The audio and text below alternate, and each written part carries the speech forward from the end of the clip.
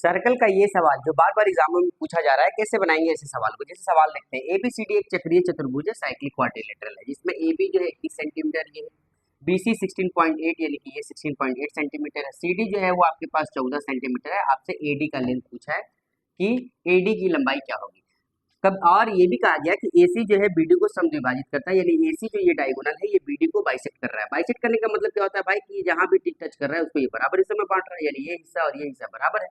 यानी कि आपको करना क्या है, जो भी हिस्सा बराबर उसके सामने का साइड का प्रोडक्ट जो है वो आपस में बराबर होता है। जैसे ये सामने ये साइड बराबर है तो इसके सामने का 21 और 16.8 जो है बराबर होगा किसका, तो इसका एडी और इसका 14 सेंटीमीटर के बराबर, जो कि आपको यहाँ पर कॉन्सेप्ट लिखा गया है। बस केवल आपको वैल्यू पुट कर देना और वैल्यू निकाल लेना है। जैसे एबी का वैल्यू मेरे पास कितना है भाई 21, तो 21 लिखेंगे। बीसी का वैल्यू मेरे पास कितना है भाई 16.8, तो 16.8 लिखेंगे। एडी का लेंथ हमको निकालना है और सीडी का लेंथ कितना दिया हुआ मेरे भाई 14 दिया हुआ, 14 लिखेंगे। 14 के पहाड़े से कितने बार में जाएगा, एक बार में, 1.2 बार में, यानी 21 का गुना 1.2 में करेंगे तो कितना आएगा मेरे भाई, ये आएगा 25.2 सेंटीमीटर, और यही तुम्हारा एडी का लेंथ होगा। वीडियो अगर अच्छा लग रहा है तो ज़्यादा से ज़्यादा सपोर्ट करो मेरे भाई। जितने भी भाई मेरे एग्जाम की तैयारी कर रहे हैं उनको ये नहीं पता कि ऐसे सवालों को एक लाइन में कैसे उड़ाएंगे। जैसे कि चीनी की कीमत में 10% की कमी होने पर एक व्यक्ति 2790 रुपए में 6.2 केजी अधिक चीनी खरीद सकता है, तो प्रति केजी जो है घटी हुई कीमत आपको बताना है कि आखिर 10% चीनी का लागत कम करने के बाद पर केजी चीनी का दाम क्या होगा। अगर कोई इंसान 2790 रुपए में 6.2 केजी चीनी अधिक खरीद सकता है तो उसका रिड्यूस प्राइस क्या होगा मेरे भाई, तो 6.2 केजी चीनी का रिड्यूस्ड प्राइस जो होगा, रिड्यूस्ड प्राइस जो होगा वो क्या होगा मेरे भाई, वो 2790 का 10% होगा, 2790 का 10% होगा। ये 6.2 केजी का रिड्यूस प्राइस है मेरे भाई। अगर हम यहाँ से 1 केजी का दाम निकालना चाहें, 1 केजी चीनी का रिड्यूस प्राइस निकालना चाहें तो क्या होगा मेरे भाई, ये 6.2 से आपको इसको डिवाइड करना पड़ेगा। परसेंटेज हटाओगे तो ये 2 जीरो कैंसिल आउट हो जाएगा। ये दोनों किसके पहाड़े में जाएगा मेरे भाई, तो ये 31 के पहाड़े में जाएगा, 31 के पहाड़े में जाएगा ये 0.2 बार में, 31 के पहाड़े में जाएगा 31 9 279, ये 9 बार में जाएगा। अगर इसका डेसिमल हटाओगे मेरे भाई तो यहाँ पर एक जीरो चला जाएगा, 2 से जब इसको कैंसिल आउट करोगे तो 45 आएगा, यानी कि रिड्यूस प्राइस जो चीनी का पर केजी होगा वो 45। आसान और इससे स्टैंडर्ड जो है सॉल्यूशन इसका नहीं हो सकता मेरे भाई, आपको भी ऐसा तरीका सीखना चाहिए। हम तो आपकी तैयारी तभी मानेंगे भाई जब तुम ऐसे सवालों को 5 सेकंड में करके दिखाओ। जैसे सवाल क्या है, यदि cot थीटा बराबर √11 है तो आपको cosec square theta minus sec square theta upon cosec square theta plus sec square theta का वैल्यू बताना है। देख मेरे भाई, cot थीटा का पहले कॉन्सेप्ट जानते हैं। cot थीटा को हम क्या लिखते हैं, cot थीटा को हम लिख सकते हैं cos theta upon sin theta. 1 upon sin theta को हम क्या लिख सकते हैं, cosec थीटा, और cos थीटा को हम क्या लिख सकते हैं 1 अपॉन sec थीटा, यानी कि cot थीटा कुछ और नहीं है मेरे भाई, cosec theta upon sec theta.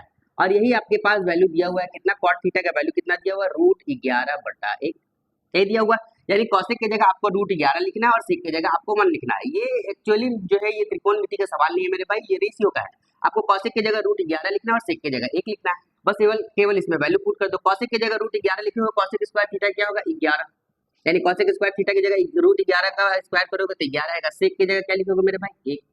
उसी तरीके से यहाँ क्या होगा 11 प्लस 1, 11 में से 1 हटाओगे तो 10, नीचे 11 में जोड़ोगे तो 12, इसका रेशियो निकालेंगे मेरे भाई कितना आएगा 5/6, और यही इस सवाल का आंसर होगा। अगर वीडियोज अच्छा लग रहा है मेरे भाई तो चैनल को फॉलो करो।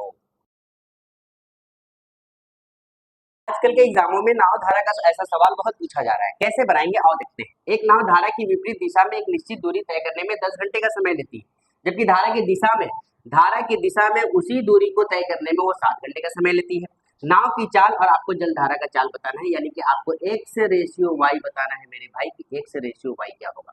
ठीक है, अब ये देखो अप स्ट्रीम और डाउन स्ट्रीम, यानी साथ में अगर वो डाउन स्ट्रीम यानी साथ वो अगर चलती है तो वो 7 घंटा लेती है, और धारा की अगर वो विपरीत चलती है तो वो 10 घंटे का समय लेती है।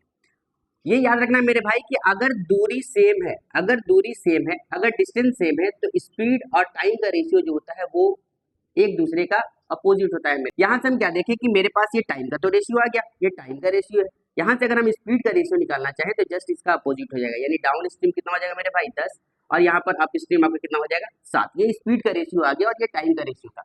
बस अब आपके पास जो डाउन स्ट्रीम और ये अप स्ट्रीम का वैल्यू आया, केवल उसको आपको रख देना है। एक्स से वाई का रेशियो अगर आपको निकालना है तो ये होता है D plus you upon D minus. ठीक है मेरे भाई, डी प्लस यू कहने का मतलब कि 10 प्लस 7 और डी माइनस यू कहने का मतलब मेरे भाई 10 माइनस के 7, यानी कितना हो जाएगा एक्स से वाई का अगर आप रेशियो निकालिएगा, एक्स से वाई का रेशियो, तो कितना आ जाएगा मेरे भाई 17:3। और यही इस सवाल का आंसर होगा मेरे भाई, ये डी ऑप्शन। ये दोनों ऑप्शन बिल्कुल नहीं हो सकता क्योंकि एक्स का वैल्यू हमेशा वाई से बड़ा होता है मेरे भाई। ठीक है, जब तुम्हारे एग्जाम में मेरे भाई बहुलक निकालने आएगा, कैसे निकालोगे आओ मैं बताता हूँ। देखो बहुलक निकालने के लिए, मोड निकालने के लिए फॉर्मूला होता है L plus F one minus F not upon 2 F1 minus F not minus F2 into H. ये क्या होता है मेरे भाई, तो देखो जो भी ये दिया हुआ आयु वर्ष में और मरीजों की संख्या है, मरीजों की संख्या को क्या कहते हैं, तो ये हमारा फ्रीक्वेंसी कहलाता है मेरे भाई। इसमें जो सबसे बड़ा होगा फ्रीक्वेंसी, जो मेरा सबसे बड़ा फ्रीक्वेंसी होगा वही हमारा मॉडल क्लास कहलाएगा मेरे भाई, मॉडल क्लास कहलाएगा। और जो मॉडल क्लास होता है इसी को हम लोग F1 के नाम से जानते हैं, F1 के नाम से। इससे जस्ट पहले वाला जो होता है इसको हम लोग F0 के नाम से जानते हैं, ऐसे जस्ट बाद वाले को हम लोग F2 के नाम से जानते हैं भाई। ठीक है, अब उसके बाद तुम्हारा एज क्या होता है, तो जो क्लास इंटरवल उन दोनों के बीच का जो डिफरेंस होता है उसको एज कहते हैं मेरे भाई, यानी इन दोनों के बीच का डिफरेंस कितना है, तो एज मेरे पास 10 है मेरे भाई। ठीक है, जो आपका मॉडल क्लास है उसमें जो पहला वाला अंक होता है उसको लोअर लिमिट कहते हैं भाई। जितना भी मेरे पास वैल्यू है आप बस इसमें केवल पुट कर दो। जैसे एल का मान कितना है, तो एल का मान है आपके पास 20, आपको 20 लिखना है, plus F1 minus F0, F1 आपका कितना है तो 35, 35 में से F0 जो है आप माइनस कीजिएगा, कितना बचेगा 35 में 29, तो 6 बचेगा मेरे भाई। ठीक है, ट्वाइस ऑफ F1 यानी कि F1 का ट्वाइस यानी 35 दूना 70, 70 में से आपको F0 घटाना है 29 को भी और 25 को भी, 29 और 25 54, 70 में से 54 घटाएंगे मेरे भाई तो कुछ नहीं बचेगा मेरे पास, 16 बचेगा मेरे भाई। ठीक है, एज का मतलब क्या होता है, एज यानी कि क्लास इंटरवल का डिफरेंस, यानी कि डिफरेंस कितना है 10। अब इसको सॉल्व करेंगे तो ये हो जाएगा 20, ये हो जाएगा 10 छक 60/16, 10 छक 60/16 का मतलब क्या होता है 15/4, 15/4 मतलब भाई 15/4 का मतलब होता है 3.75, यानी कि सवाल का जो बहुलक होगा वो होगा 23.75 और यही इस सवाल का आंसर होगा। अगर वीडियो अच्छा लग रहा है मेरे भाई तो चैनल को ज़्यादा से ज़्यादा फॉलो करो, शेयर करो ताकि आपको रोज ऐसा वीडियोज मिल सके। आपको मैथ्स में स्पीड लाना है मेरे भाई तो हमारा एक भी शॉर्ट्स आपसे मिस नहीं होना चाहिए। जैसे आज एक सवाल है प्रॉफिट लॉस और डिस्काउंट का। एक मेज का विक्रय मूल्य 15% की छूट देने के बाद 24,650 है। यदि उसका क्रय मूल्य जो है अंकित मूल्य का 80% है तो आपको बताना है कि क्रय मूल्य क्या है। देख मेरे भाई तीन चीज होता है, एक होता है कॉस्ट प्राइस क्रय मूल्य, एक होता है सेलिंग प्राइस विक्रय मूल्य और एक होता है अंकित मूल्य मार्क प्राइस। सवाल हमेशा छूट किस पर दिया जाता है मेरे भाई, हमेशा छूट जो है मार्क प्राइस पर दिया जाता है। अगर मार्क प्राइस 100 था तो आपने उस पर 15% यानी 15 का छूट दे दिया तो आपने उस सामान को बेचा कितने मेरे भाई, तो आप कहोगे सर 85 में बेचा। अगर क्रय मूल्य जो है वो अंकित मूल्य का 80% है, अंकित मूल्य आपका 100 है तो 100 का 80% कितना होता है मेरे भाई 80 होता है, यानी कि आपका क्रय मूल्य 80 है।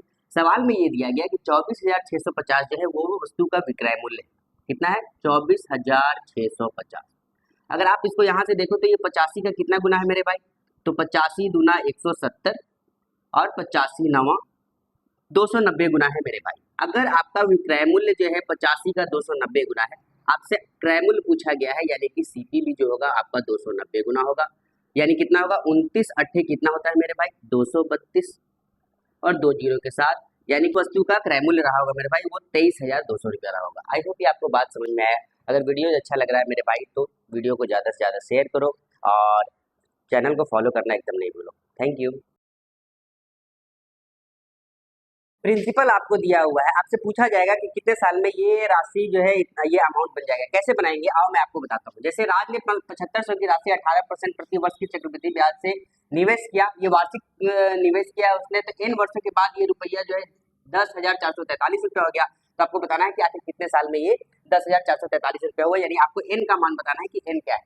कभी भी अगर ऐसा सवाल आया भाई तो आपको करना क्या है, जैसे 18% लिखा हुआ है तो 18% के पहले आपको फ्रैक्शन वैल्यू लिखना है। 18% का फ्रैक्शन वैल्यू क्या होता है मेरे भाई, तो 9/50 होता है। यानी इससे ये पता चला कि अगर उसने 50 रुपया इन्वेस्ट किया है तो उस पर उसको 9 रुपया ब्याज मिला है, यानी 9 रुपया ब्याज मिलने के बाद वो अमाउंट कितना हो गया, वो 59 रुपया हो गया। ये मेरे भाई ये 1 साल का मल्टीप्लाइंग फैक्टर है, ये 1 साल का मल्टीप्लाइंग फैक्टर है मेरे भाई। ठीक है, अब वो जैसे राज है, राज ने जो है 7500 की राशि जो है वो इन्वेस्ट किया और उसको टोटल अमाउंट कितना मिला, तो वो मिला 10,443 रुपया उसका अमाउंट मिला। अगर इसका रेशियो हम निकालना चाहे मेरे भाई, तो ये 3 के पार्ट से जाएगा, 3 3 जा 9, 3 4 जा 12, 3 से 8 बार में जाएगा और 3 से ये 1 बार में जाएगा। लेकिन ये 3 से करेंगे तो ये 2500 बार में जाएगा। अगर हम इसको देखें तो ये कुछ नहीं है मेरे भाई, ये 2500 किसका वर्ग है, तो ये 50 का वर्ग है, और 34 81 किसका वर्ग है, वो 59 का वर्ग है, 59 का वर्ग है। खेल खत्म हो गया मेरे भाई। यानी आपने क्या देखा कि मल्टीप्लाइंग फैक्टर का जो पावर हुआ, जितना पावर होगा वही वो साल होगा, यानी 2 साल लगेगा इस अमाउंट को बनने में, यानी 7500 की राशि को 10,443 बनने में 2 साल का वक्त लगेगा। आई होप ये आपको बात समझ में आया, और अगर वीडियो अच्छा लग रहा है मेरे दोस्त तो चैनल को जरूर फॉलो करो और ज़्यादा से ज़्यादा सपोर्ट करो। जो भी भाई मेरा पढ़ाई करना चाहता है लेकिन अगर पैसा उसकी पढ़ाई में बाधा आ रहा है, तो वैसे भाइयों के लिए मैं कहना चाहता हूँ कि आप हमारे यहाँ आइए। हमारे यहाँ आपको 50% जो है फ़ी में पढ़ाया जाएगा। जो भी फ़ी है उसका 50% फ़ी आपको देना होगा या उससे भी कम देना होगा। आपके अकॉर्डिंग, आपके फाइनेंशियल कंडीशन के अकॉर्डिंग जो है आपको पढ़ाया जाएगा, ठीक है। बस शर्त यही है कि आप में पढ़ाई की जो है जिज्ञासा होनी चाहिए, आप में ललक होना चाहिए, और आपके पीछे मेहनत किया जाएगा ताकि आप अपने फ्यूचर को ब्राइट कर सकें, ठीक है। जो भी बच्चे पढ़ना चाहते हैं वो जो है उनका मोस्ट वेलकम है, आप हमारे यहाँ आइए और कम से कम पैसे में जो है हमारे यहाँ अच्छा एजुकेशन पाइए। प्रिंसिपल आपको दिया हुआ है, आपसे पूछा जाएगा कि कितने साल में ये राशि जो है इतना ये अमाउंट बन जाएगा। कैसे बनाएंगे, आओ मैं आपको बताता हूँ। जैसे राज ने 7500 की राशि 18% प्रति वर्ष की चक्रवृद्धि ब्याज से निवेश किया, ये वार्षिक निवेश किया उसने, तो इन वर्षों के बाद ये रुपया जो है 10,443 रुपया हो गया। तो आपको बताना है कि आखिर कितने साल में ये 10,443 रुपया हुआ, यानी आपको एन का मान बताना है कि एन क्या है।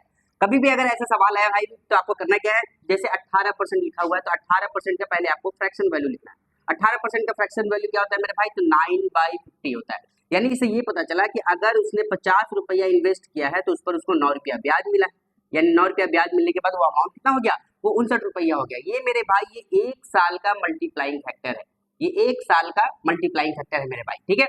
अब वो जैसे राज है, राज ने जो है 7500 की राशि जो है वो इन्वेस्ट किया और उसको टोटल अमाउंट कितना मिला, तो वो मिला 10,443 रुपया उसका अमाउंट मिला। अगर इसका रेशियो हम निकालना चाहे मेरे भाई, तो ये 3 के पार्ट से जाएगा, 3 3 जा 9, 3 4 जा 12, 3 से 8 बार में जाएगा और 3 से ये 1 बार में जाएगा। लेकिन ये 3 से करेंगे तो ये 2500 बार में जाएगा।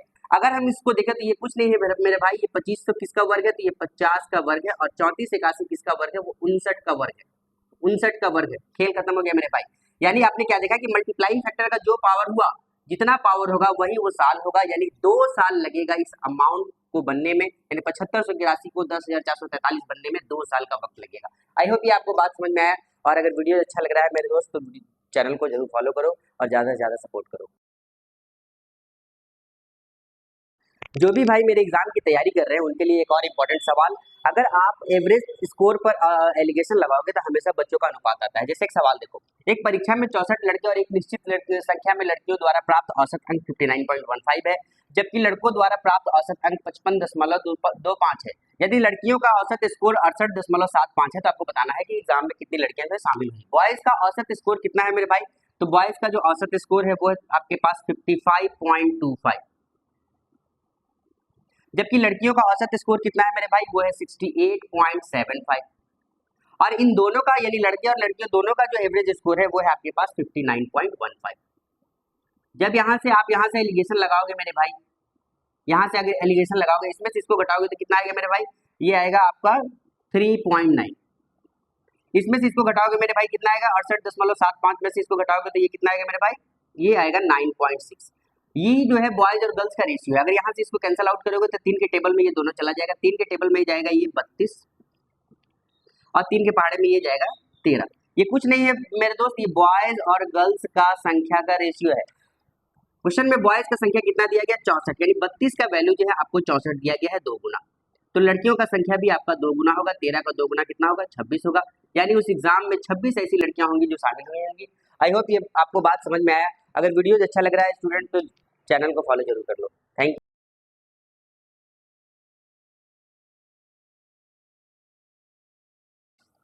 मूलधन दिया हुआ है, ब्याज का दर दिया हुआ है, तो 3 साल का चक्रवृद्धि ब्याज और साधारण ब्याज का अंतर कैसे निकालेंगे।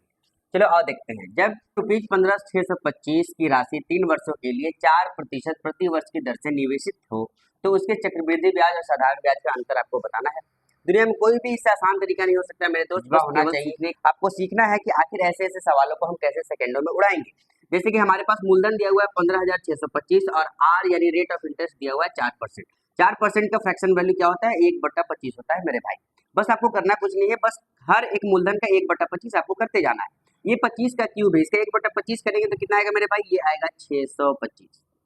ठीक है, फिर जो आया, फिर 625 का 1/25 करते जाए, 625 का 1/25 करोगे तो कितना आएगा मेरे भाई? 25 आएगा। 25 का 1/25 करोगे तो कितना आएगा मेरे भाई? 1 आएगा। जो हमने मार्क किया है यही जो है 3 साल का चक्रवृद्धि ब्याज और साधारण ब्याज का अंतर है। बस करना कुछ नहीं, केवल आपको इन दोनों को गुना करके जोड़ देना है।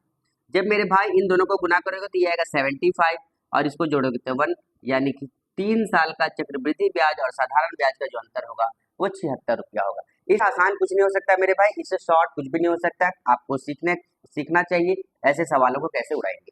ठीक है, बात आपको समझ में आया? और अगर वीडियो अच्छा लग रहा है तो मेरे दोस्त ज्यादा से ज्यादा सपोर्ट करो। Thank you. किसी भी ट्रायंगल का माध्यिका कैसे निकालते हैं, उसके लिए आपको अपोलोनियस थ्योरम लगाना पड़ेगा। अपोलोनियस थ्योरम क्या होता है मेरे भाई? जैसे कि AB का स्क्वायर प्लस AC का square is equal to twice of AD का स्क्वायर प्लस BD का स्क्वायर। आपको इस फॉर्मूले का इस्तेमाल करना पड़ेगा और इससे आपको माध्यिका का वैल्यू निकालना पड़ेगा। जैसे एक सवाल देखते हैं। सवाल है त्रिभुज में, त्रिभुज ABC में AB बराबर के 9 सेंटीमीटर है, AC बराबर 7 सेंटीमीटर और BC बराबर 12 सेंटीमीटर है तथा AD माध्यिका है, तो AD की लंबाई आपको बताना है। ये AD अगर आपका माध्यिका है तो इसका वैल्यू आपको बताना है कि AD क्या होगा, ये AD का लेंथ क्या होगा। अच्छा, इसके लिए अपोलोनियस थ्योरम क्या कहता है? जो भी माध्यक जिस साइड पर आता है उसको बराबर हिस्सों में वो काट देता है। ठीक है, अब देखते हैं जैसे कि AB का लेंथ कितना दिया हुआ है? 9 सेंटीमीटर, यहाँ लिखेंगे 9 सेंटीमीटर। AC का लेंथ कितना दिया हुआ है? 7 सेंटीमीटर, यहाँ लिखेंगे 7 सेंटीमीटर। पूरा का पूरा BC जो है मेरे पास 12 सेंटीमीटर है। पूरा अगर BC 12 है यानी कि ये भी 6 रहा होगा और ये भी 6 रहा होगा। अब बस केवल आपको वैल्यू पुट कर देना है। AB का स्क्वायर यानी 9 का स्क्वायर कितना होगा? 81। AC का स्क्वायर यानी 7 का स्क्वायर कितना होगा? 49। उसी तरीके से ट्वाइस ऑफ AD का स्क्वायर कितना होगा? तो AD है मेरा, AD का ही स्क्वायर रहेगा क्योंकि ये फाइंड करना है। और BD का स्क्वायर यानी 6 का स्क्वायर कितना होगा? 36। इन दोनों को जोड़ेंगे कितना होगा? इन दोनों को जोड़ेंगे 130 होगा, 2 से भागा करेंगे यानी ये मेरे भाई आएगा 65। यहाँ पर रह जाएगा AD का स्क्वायर और इधर रहेगा 36। 36 को जब इधर ला करके माइनस करेंगे तो क्या बचेगा? 65 माइनस 36 बराबर के AD का स्क्वायर। यहाँ से AD का स्क्वायर, AD का वैल्यू क्या आएगा? √29 और यही इस सवाल का आंसर होगा।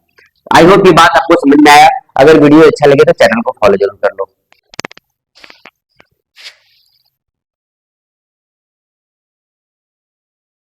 आपने एक बहुपद को दूसरे बहुपद से भाग करना सीखा है? अगर नहीं सीखा तो आ सकते हैं। यदि बहुपद ax³ plus 4x² plus 3x minus 4 और x³ माइनस 7x प्लस 1 को अगर x माइनस 2 से विभाजित करने पर समान शेषफल प्राप्त होता हो तो आपको a का मान बताना है कि a का वैल्यू क्या होगा, ये वाला a फाइंड करना है। दोनों बहुपद का शेषफल अगर समान है, तुमको x माइनस 2 से विभाजित करना है, जिसे विभाजित करना है उसके बराबर 0 पुट करो। यहाँ से x क्या आएगा मेरे भाई? x यहाँ से कहोगे सर, यहाँ से x का वैल्यू 2 आएगा। अब यही दो वैल्यू को आपको इसमें भी पुट करना है और इसमें भी पुट करना है। x की जगह यहाँ 2 रखेंगे तो 8a हो जाएगा मेरे भाई। यहाँ पर अगर 2 रखेंगे तो 2 का स्क्वायर 4 और 4 चौके 16 हो जाएगा मेरे भाई।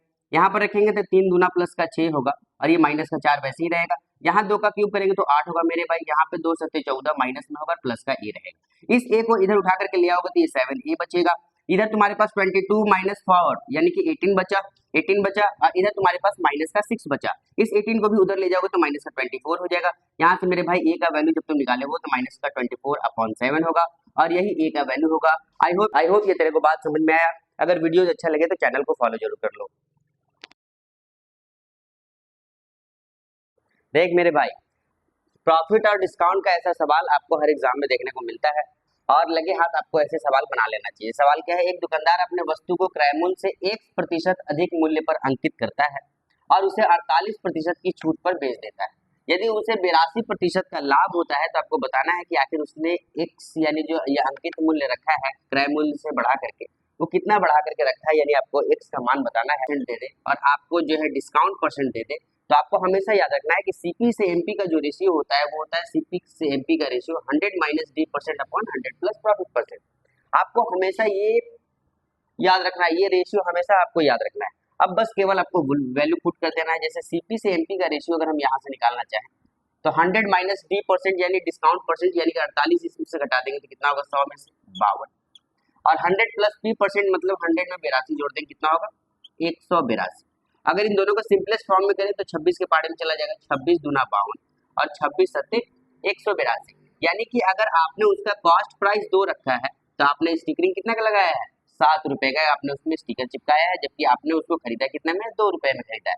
सवाल ये पूछा गया कि बताइए अंकित मूल्य जो है क्रय मूल्य से कितना प्रतिशत अधिक है। यहाँ कितना भाई मेरे, यहाँ 5 अधिक है, यानी कि अगर आपका क्रय मूल्य 2 है तो आपने अंकित मूल्य कितना बढ़ा के रखा है, 5 उस पर बढ़ा के रखा है। 1/2 50% होता है, यानी 5/2 कितने के बराबर होगा भाई, तो वो 250% के बराबर होगा। यानी आपने जो अंकित मूल्य रखा वो क्रय मूल्य से 250% बढ़ा करके रखा है। आई होप ये आपको बात समझ में आया। अगर वीडियो अच्छा लगे तो चैनल को फॉलो जरूर कर लो। आजकल के हर एग्जामों में ऐसा सवाल ज्योमेट्री का देखने को मिलता ही है। कैसे करेंगे, जैसे सवाल है in triangle A B C D E parallel A C where D and E are points on side A B and A C respectively. If BD बराबर 12 centimeter and AD is equal to 11 centimeter, then what is the ratio of the area of triangle BDE to that of the trapezium ADEC? यानी आपको बताना है कि छोटे वाले triangle का area क्या होगा और ये बड़ा वाला ये ट्रेपीजियम जो है ये समलंब चतुर्भुज, इसका अनुपात दोनों का बताना है कि दोनों का क्षेत्रफल का अनुपात क्या होगा।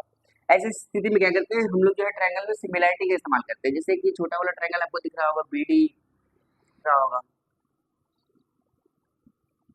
और बड़े वाला जो ट्रायंगल आपको दिख रहा होगा BAC।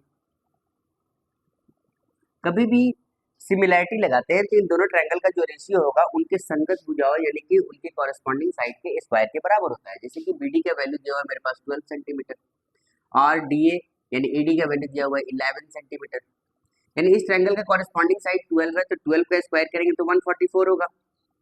लेकिन बड़े वाले ट्रायंगल के लिए क्या होगा, बड़े वाले ट्रायंगल के लिए जो साइड होगा 12 + 11 यानी कि 23 सेंटीमीटर होगा टोटल। तो इन बड़े वाले का कॉरेस्पॉन्डिंग साइड का अगर जो है हम स्क्वायर करेंगे तो कितना होगा, 23 का स्क्वायर 529 होगा।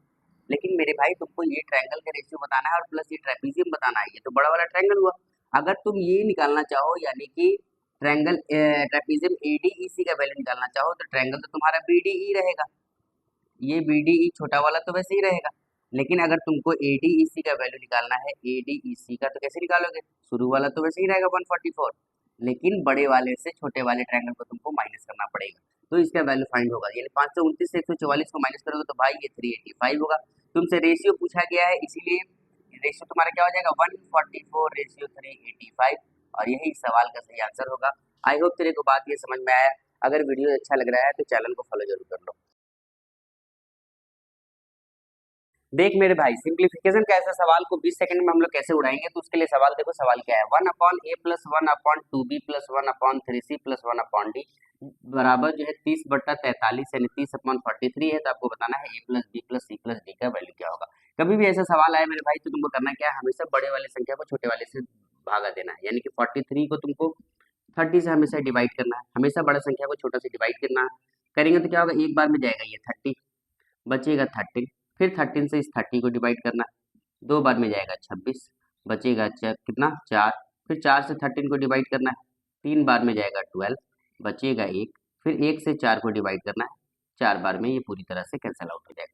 ये जो वैल्यू आया ये कुछ नहीं है भाई मेरे, ये का वैल्यू है, ये कुछ नहीं है, ये 2b का वैल्यू है, ये वाला भाई मेरा ये 3c का वैल्यू है, और ये वाला लास्ट वाला ये d का वैल्यू है। अब यहाँ से तुम a देखा तो a तुमने देखा कि 1 है, b यहाँ से कुछ नहीं है तो b भी तुम्हारा 1 ही है, c भी यहाँ से तुम्हारा 1 ही है, d तुम्हारे पास 4 है, तो a का वैल्यू 1 हो जाएगा, b का वैल्यू 1 हो जाएगा, c का वैल्यू 1 हो जाएगा, d का वैल्यू 4 हो जाएगा, सबको जोड़ देंगे तो 7 हो जाएगा, और यही सवाल का सही आंसर होगा। आई होप ये तेरे को बात समझ में आया मेरे भाई। अगर वीडियो अच्छा लग रहा है तो चैनल को फॉलो जरूर कर लो। थैंक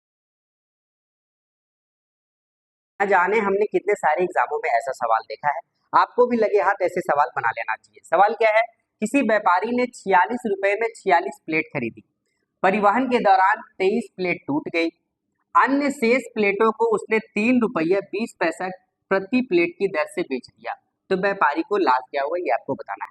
अब अगर 46 रुपए में 46 प्लेट अगर उसने खरीदी तो एक प्लेट कितने के पड़ा, तो एक प्लेट जो है वो आपको होगा कि सर ₹1 का, यानी एक प्लेट जो है 1 रुपए का पड़ा।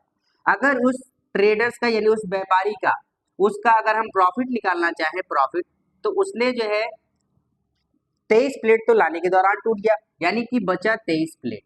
इस 23 प्लेट को उसने जो बेचा है वो 3 रुपया 20 पैसा प्रति प्लेट के हिसाब से अगर बेचा है, जिसमें 1 रुपया तो उसका कॉस्ट था, यानी कि प्लेट में प्रॉफिट कितना था, तो वो कहोगे कि सर 2 रुपया 20 पैसे का प्रॉफिट था। यानी 23 प्लेस का ये प्रॉफिट तो निकल गया। लेकिन एक बात समझो कि लाने के समय तो 23 प्लेट टूट गया था, यानी कि लाने के समय 23 रुपया तो लॉस में चला गया था, उसको भी आपको लिखना पड़ेगा कि 23 रुपया मेरा लॉस भी हुआ था। अब यहाँ से अगर तुम इसको सॉल्व करोगे तो तुम्हारा ओवरऑल प्रॉफिट निकल जाएगा कि ओवरऑल प्रॉफिट क्या है। दोनों में 23 कॉमन है, 23 को बाहर कर लो, तो 2.2 में से 1 घटाओगे तो कितना बचेगा, तो ये बचेगा 1.2। जब इन दोनों को गुना करोगे 23 को 1.2 से, तो 23 दूना 46, यानी कि 23 में 4.6 जुड़ जाएगा, यानी ये हो जाएगा तुम्हारा 27.60, यानी ऑल ओवर उसको जो है 27 रुपया 60 पैसे का प्रॉफिट हुआ। आई होप ये बात आपको समझ में आया। अगर वीडियो अच्छा लगे तो चैनल को फॉलो जरूर कर लो। देख मेरे भाई, ऐसा मेल फीमेल वाला पॉपुलेशन वाला सवाल हर एग्जाम में पूछा जा रहा है, आपको भी सीखना चाहिए कि इसका बेस्ट मेथड क्या हो सकता है। एक जिले की जनसंख्या 3,62,000 है, जिसमें से 1,81,000 पुरुष हैं। 47% जनसंख्या साक्षर है, जिसमें से 35% पुरुष साक्षर है। तो आपको बताना है कि महिलाएं कितनी पढ़ी लिखी है, कितनी साक्षर है। पूरा अगर जनसंख्या 3,62,000 है तो उसमें से पुरुष कितना है, तो इसका जस्ट आधा है, आधा ही होता है 3,62,000 का 1,81,000। यानी कि यहाँ से अगर हम मेल और फीमेल का जनसंख्या देखें तो मेल और फीमेल दोनों का जो रेशियो होगा, जितना मेल है उतना ही फीमेल है, यानी दोनों का रेशियो कितना होगा मेरे भाई, तो 1:1 होगा। यहाँ तो कोई दिक्कत नहीं। अब इसमें बोला कि ऑल ओवर जो पूरे डिस्ट्रिक्ट में 47% ऐसा जनसंख्या है जो पूरा पढ़ा लिखा है। अगर 47% लोग जो है पूरे पढ़े लिखे हैं, जिसमें से 35% पुरुष जो है अगर साक्षर है, 35% पुरुष साक्षर है, तो आपको बताना है कि महिलाएं कितनी परसेंट जो है वो साक्षर है। देख मेरे भाई, कभी भी मेल और फीमेल का रेशियो अगर बराबर हो जाता है तो हमेशा क्या होता है, ये जो ऑल ओवर वाला जो ये परसेंटेज होता है, ये दोनों का एवरेज होता है। यानी आपको ये देखना है कि 47 से ये 35% कितना कम है जी, तो 12% कम है। यानी कि महिलाओं में भी आपको 12% केवल इंक्रीज कर देना है, यानी ये 47 है तो ये कितना हो जाएगा 59%, यानी 59% महिलाएं ऐसी है जो उस पूरे जिले में साक्षर है। ये बेस्ड अप्रोच है मेरे भाई, फर्जी कैलकुलेशन आपको नहीं करना है। आई होप ये बात आपको समझ में आया। अगर वीडियो अच्छा लगे तो चैनल को फॉलो जरूर कर लो।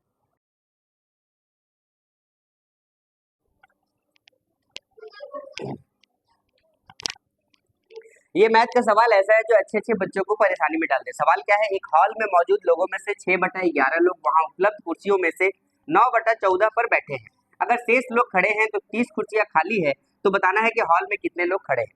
अच्छा, कुर्सी खाली कितनी है, तो 30 कुर्सी खाली है। लोग कितने हैं, 6/11 लोग हैं, और कितनी कुर्सियों पर बैठे हैं, तो 9/14 कुर्सी पर बैठे हैं। अगर टोटल कुर्सी 14 है, यानी टोटल कुर्सी 14 है और उसमें से 9 पर लोग बैठे हैं, तो कितने लोग जो है खड़े होंगे, तो 5 लोग खड़े होंगे, है ना। यानी 5 लोग की कुर्सियां खाली होगी। लेकिन कुर्सी एक्चुअल में खाली कितना है, तो 5 का 6 गुना कुर्सी जो है खाली है, यानी कि 30 कुर्सी खाली है, यानी वो 5 का 6 गुना है। तो उसी तरीके से 9 का भी 6 गुना कितना होगा, तो 9 का भी जो 6 गुना होगा,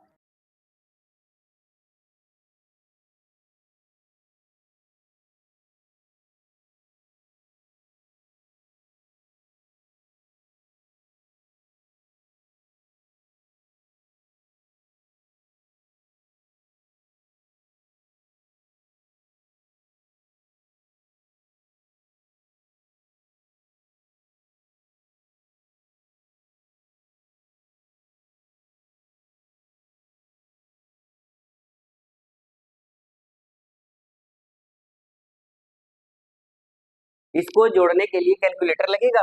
जितनी देर टाइप करोगे उससे पहले आंसर आ जाएगा बेटा। देखो कैसे, अगर इसको तुमको ऐड करना है तो बीच में देखो, बीच में कौन है, 15 है, बस इसमें केवल 5 लगा दो, यही ऐड करोगे तो आंसर आ जाएगा। एक और देखो बेटा, जैसे मान लो इसको तुमको ऐड करना है, इसमें बीच में कौन है, तो इसमें बीच में 25, इसमें 5 लगा दो, यही इसको ऐड करोगे तो आंसर आएगा। एक और देख लो, जैसे 31 से 40 तक तुमको ऐड करना है बेटा, तो इसको टाइप जितने देर करोगे उससे पहले ही ऐड हो जाएगा। बस बीच वाला देखो, बीच वाला संख्या कौन है, 35 है, बस इसमें केवल 5 लगा दो, यही इसका आंसर होगा। आई बात समझ में। एक बड़ा वाला बारी वाला, जैसे 131 से 140 तक तुमको जोड़ना है, कैसे जोड़ोगे, अरे रुक जाओ, कहीं मत जाओ, पहले यहाँ देख लो कैसे जोड़ेंगे। 131 से तुमको 140 तक जोड़ना है, बीच में कौन सा दिख रहा है भाई, इसमें दिख रहा है 135, इसके पास केवल 5 लगा दो, यही इसका आंसर हो जाएगा। इतने फास्ट कैलकुलेशन तुम नहीं कर सकते हो बेटा, इतना टाइप करने में जितना तुमको टाइम लगेगा उससे पहले ही तुम्हारा आंसर आ जाएगा। जैसे 151 से लेकर के 160 तक तुमको ऐड करना है, इसका आंसर जल्दी से कमेंट बॉक्स में टिक करके मारो। पिछला शॉर्ट्स देखा था, स्क्वायर निकालने सिखाया था, कितने अंक थे, 2, आज कितने हैं, 3।